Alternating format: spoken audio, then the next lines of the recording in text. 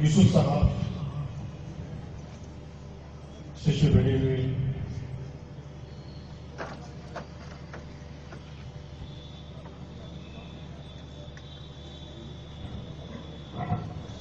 कर्नूल से आए हुए मुझे और मेरे प्यारे भाइयों, मेरा आज का टॉपिक है दस्तूर, मतलब कॉन्स्टिट्यूशन।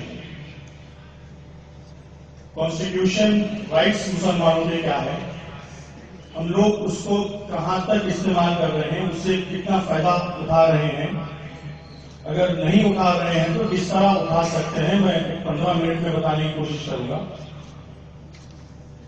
असल में टॉपिक के लिए 1-2 घंटे चाहिए, जहां मैं प्रेजेंट करता हूं 2-2 घंटे लेता हूं, मैं उसको मुख्तसर अंदाज में बताने की कोशिश करूंगा। सबसे पहले थोड़ी देर पहले यहाँ पे थोड़े मदरसे के बच्चे बैठे हुए थे, मासूम से बच्चे, उनको देख के मुझे एक छोटी सी कहानी याद आई। इससे पहले कर्नूल के करीब एक एक्सीडेंट हुआ, 2 भाइयों के फैमिली जा रहे थे, बड़े लोगों का इंतकाल हो गया, तो घर में बस छोटे छोटे बच्चे बचे हुए थे, 8 साल, 9 साल, 3 साल, 11 साल। तो जब घर से बाप का साया चला जाता है तो बच्चों की हालत क्या होती है वो बताना जरूरी नहीं है। उस वक्त जब बच्चे डरे हुए हैं तो कौन सा लड़का उसमें कहना चाहिए कि मैं आपका साथ दूंगा? वो लड़का जो 3 साल का है या वो लड़का जो 11 साल का है? जवाब दीजिए भाई, किसकी जिम्मेदारी है घर संभालने की? अल्हम्दुलिल्लाह 11 साल का लड़का। आंध्र प्रदेश तेलंगाना से अलग होने के बाद मुसलमानों की हालत उस घर जैसी है। जैसे भी हो, कोई एमएलए थे जो असेंबली में आपके मसाइल बात करते थे, जब अलग हो गया 13% पॉपुलेशन से वहां पे अलग हो गया तो आंध्रा में कहा गया 8% पॉपुलेशन बचा है मुसलमानों का, आपका एक भी मिनिस्टर नहीं है। तो इस टाइम पे, इस हालात में वो लोगों की जिम्मेदारी है जहां मुसलमान पॉपुलेशन ज्यादा है। अब बताइए मुसलमान पॉपुलेशन आंध्रा में कहां ज्यादा है? कर्नूल डिस्ट्रिक्ट में सबसे ज्यादा मुसलमान पॉपुलेशन, कर्नूल के बाद गुंटूर पड़ता। और अब बताइए एमएलयू का पॉपुलेशन कितना है? एमएलयू कॉन्स्टिट्यूएंसी में मुसलमान पॉपुलेशन 24,000, स्टेट में एमएलयू का पोजीशन 13th है और कर्नूल डिस्ट्रिक्ट में 5th है। तो हमारी जिम्मेदारी है श्रीकाकुलम या राजौरी ऐसे ऐसे जगहों पे जहां पे पॉपुलेशन 2-3% है, वो लोग कुछ आवाज नहीं उठा सकते, तो बड़े भाइयों का रोल हमको उठाना पड़ेगा। क्या आप तैयार हैं वो रोल उठाने के लिए? अल्हम्दुलिल्लाह। देखिए, कहते हैं कि कॉन्स्टिट्यूशन बेहतरीन बनाया गया, अल्लाह का शुक्र है। उस टाइम पे मौलाना अब्दुल कलाम आजाद, अम्बेडकर, पूरा इसी तरह से कॉन्स्टिट्यूशन बनाया गया जहां पे राइट टू फ्रीडम है। आर्टिकल 25 से लेकर आर्टिकल 13 तक, आर्टिकल 30 तक सिर्फ माइनॉरिटीज और रीजन्स के बारे में है। उस एक आर्टिकल समझाने के लिए ज्यादा वक्त लगेगा, लेकिन राइट टू रिलीजन है, कोई भी आपको फोर्स नहीं कर सकता, आपका इख्तियार है, जो भी रिलीजन चाहे आप अमल कर सकते हैं, प्रैक्टिस कर सकते हैं, प्रीच कर सकते हैं। एक छोटी सी कहानी मैं आपको बोल दूंगा बस 30 सेकंड में। एक लड़का था जो रनिंग रेस में कभी भी फर्स्ट आ रहा था, उसको हराना किसी को पॉसिबल ही नहीं था, लेकिन उसकी एक कमजोरी थी, उसकी नाक थोड़ी टेढ़ी थी। अगर उसको दिलीप कुमार बोल दिया तो उसने गाना देना शुरू करता, उन्हें भूल जाता रनिंग रेस में कहां है। तो ये लोग पहचान लिए थे, जब रनिंग रेस में जाता जाते जाते दिलीप कुमार हो गया, उन्हें रुक के बातें करना शुरू करता।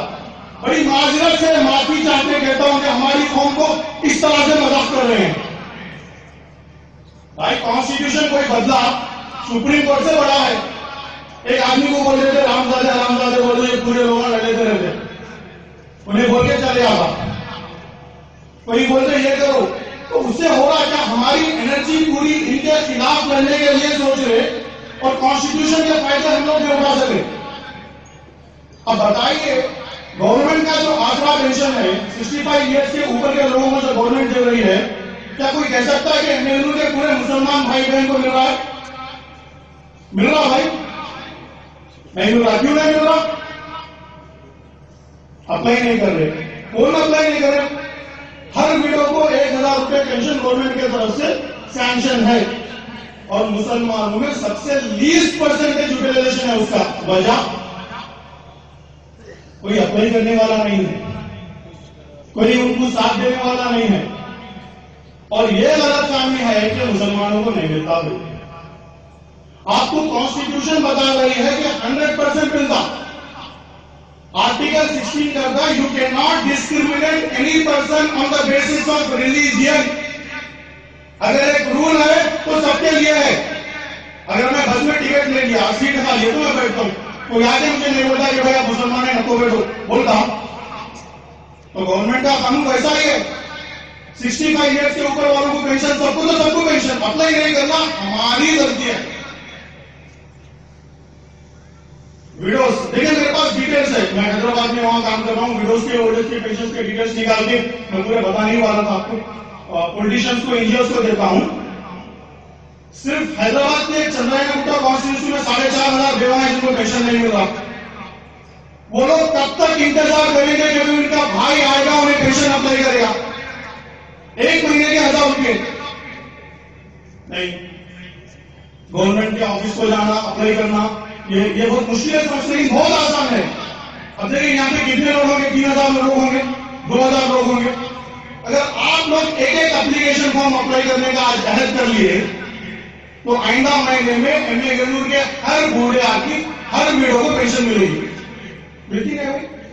सिर्फ 1 घंटा आपकी जिंदगी का करना क्या है?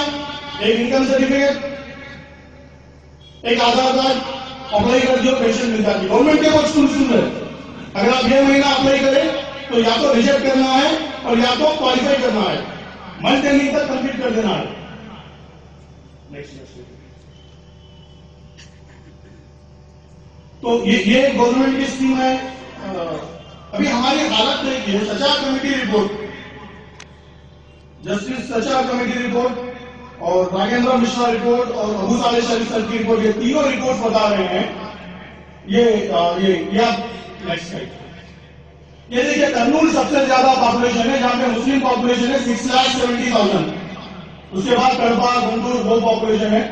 तो आप बड़े भाई का रोल आप अपनाना है, इसलिए आपका पॉपुलेशन सबसे ज्यादा है। नेक्स्ट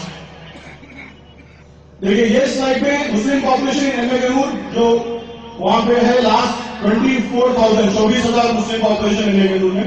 सबसे ज्यादा मुस्लिम पॉपुलेशन गुंटूर में, उसके बाद कर्नूल है, उसके बाद नेल्लोर है। ये Rajendra Sachar committee report, Raghunath Mishra report, Abu Saleh Sharif report, ये पूरे रिपोर्ट्स ये कहते हैं कि मुसलमानों की सामाजिक और माशी हालत बहुत बहुत बहुत बुरी है।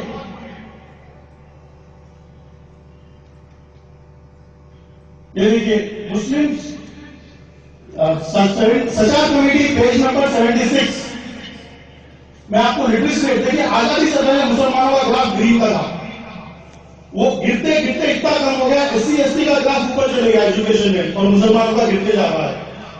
जबकि राइट टू एजुकेशन एक कॉन्स्टिट्यूशन का राइट है, जिसमें 6 साल से 14 साल के बच्चा तो स्कूल में जाना ही जाना है। अगर कोई वालिद या कोई पेरेंट्स बच्चे को नहीं भेज रहे, they are not doing their duty properly, फिर भी ग्राफ क्यों गिर रहा है? ये देखिए इसमें एवरेज एज ऑफ स्कूलिंग है, एक पैरामीटर है जो गवर्नमेंट देती है। इसका मतलब अब आप एक बच्चा अगर फर्स्ट क्लास में ज्वाइन करा, डिग्री कंप्लीट करा, तो 15 साल स्कूल में रहता। मुसलमानों की हालत ऐसी है कि सिर्फ 4 साल स्कूल में रह रहे। एससी एससी की जो हालत है वो 4.8 मुसलमानों से ज्यादा है, तो मतलब 4 साल भी एक मुस्लिम बच्चा स्कूल में नहीं गुजारा। अब बताइए उन्हें जमाने से कंप्लीट कैसा कर पाता? ये देखिए मुस्लिम्स और socially and educational page number 85 सचार committee की रिपोर्ट। मुस्लिम ग्रेजुएट्स का परसेंटेज देखिए, नॉर्मल तो कम, एससी एसटी से कम है। डिग्री होल्डर्स का परसेंटेज देखिए, जब आप ग्रेजुएट ही नहीं हो रहे, डिग्री होल्डर्स नहीं हो रहे, तो नौकरियां कहां से मिलेंगे? मिनिमम क्राइटेरिया तो है डिग्री नौकरी के लिए, आप एजुकेशन ही नहीं जाकर हमारे पॉपुलेशन कंप्लीट नहीं कर सकेंगे।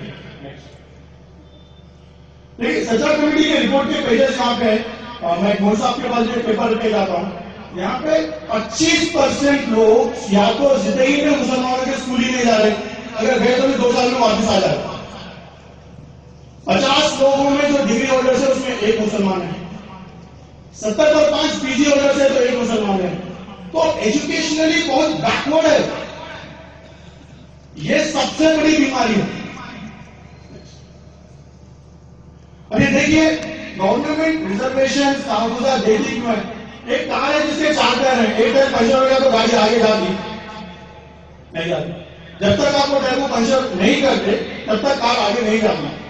तो इंडिया को अगर जैसा सबका विकास होना है तो पूरे गाड़ी के 4 टायर बराबर करना, सबका साथ सब।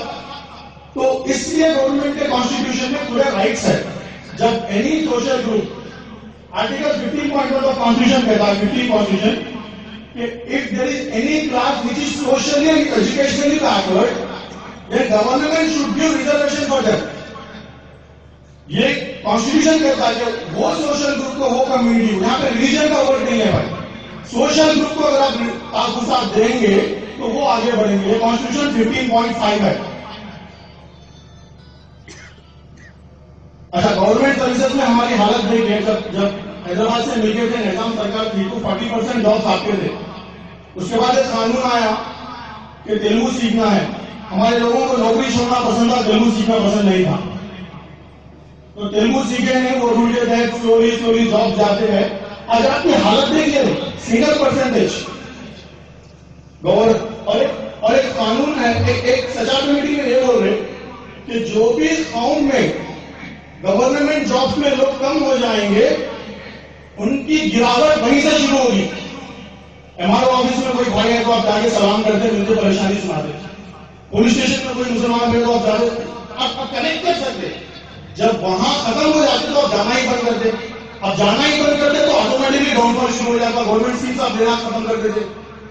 तो हम लोगों को ज्यादा से ज्यादा गवर्नमेंट जॉब्स में एंट्री लेना है, ज्यादा से ज्यादा लोगों को गवर्नमेंट जॉब्स में दिलाना है, तब आपकी कॉम आगे बढ़ सकती है।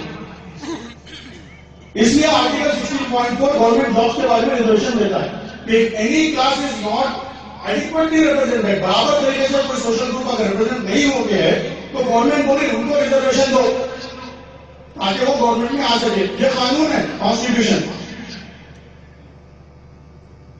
देखिए, और एक आर्टिकल है, you can not discriminate any person on the basis of religion. ऐसा नहीं है कि हरे मच्छियों को छोड़ दिए, लाल मच्छियों को छोड़ दिए, हरे मच्छी है तो रोक दिए, कोई नहीं कर सकता। और कानून बहुत स्ट्रिक्ट है, कोई ऐसा इस तरह से डिस्क्रिमिनेट कर रहा है, करता होगा केस करिए, जीतेंगे जरूर, सुप्रीम कोर्ट पे भी जाके जीत सकते हैं। इसलिए कॉन्स्टिट्यूशन दस्तूर बहुत स्ट्रांग है हमारा और उसको चेंज करना उतनी आसानी नहीं है।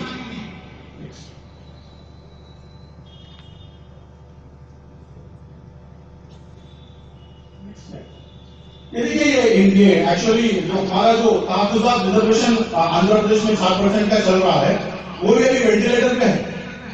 उसका एक बड़ा हिस्ट्री लिखा हूं मैं, ज्यादा वक्त लगेगा, मैं आपको मुख्तसर अंदाज में ये बोलना चाहता हूं कि जिस कोई भी रिजर्वेशन देने के लिए बीसी कमीशन को अपॉइंट करना है, बीसी कमीशन सर्वे करके एनालिसिस करके रिकमेंड करती है कि आप रिजर्वेशन दो।